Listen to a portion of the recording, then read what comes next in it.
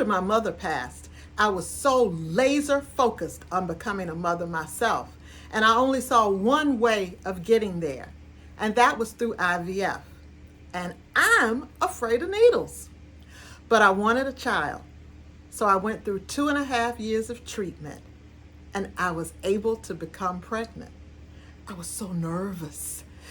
As a high-risk pregnancy, I wanted to make sure I did everything right. So twice a day for 30 weeks, I gave myself shots in my stomach. And twice a day for 20 weeks, I gave myself shots in my thighs. And on week 32, I went to visit my OBGYN. And he said, Marlon, I know you're going to have a positive result because you did everything you were supposed to do. So in week 34, I took a lunch break to go visit my specialist so he could weigh my daughter, Cameron Nicole, and see how she was doing. He told me that she was bleeding in her brain and had to be delivered immediately by emergency C-section. They kept her alive long enough for me to meet her. And when she transitioned in my arms, I was completely devastated.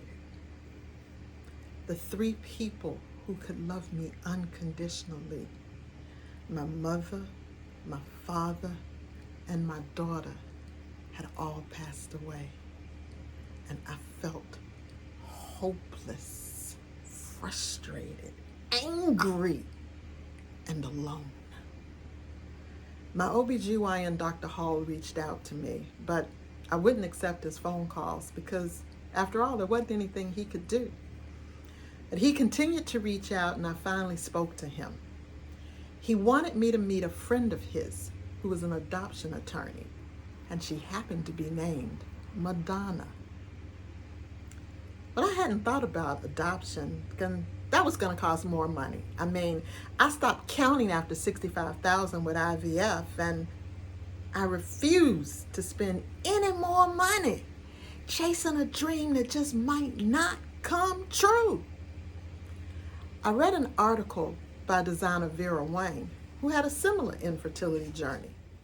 And she said once she realized that her goal wasn't to be pregnant, but to parent, that she was able to consider adoption. Should I consider adoption? But I wasn't going to go into any more debt. Then a letter arrived in the mail. It was from the Army Reserve. It seems my father had an insurance policy we didn't know about. And in that envelope was a check for a premium plus 1 year's interest since my father passed.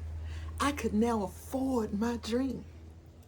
And on March 7th, 2007, I was in the delivery room and cut the umbilical cord when the daughter I was meant to raise, Trinity Faith, was born.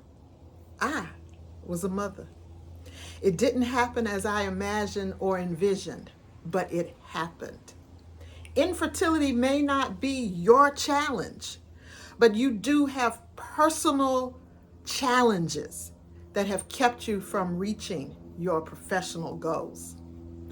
I'm here to tell you that if you will consider alternative ways of reaching your dream, and if you will let somebody else help you, like I let Dr. Hall help me, you too can have a positive result. Because after all, what my favorite coach, John Wooten, said is right. Things work out best for those who make the best of the way things work out. I'm Marlon Jones, the Career Skills Architect, and I want to encourage you to never give up on your dreams.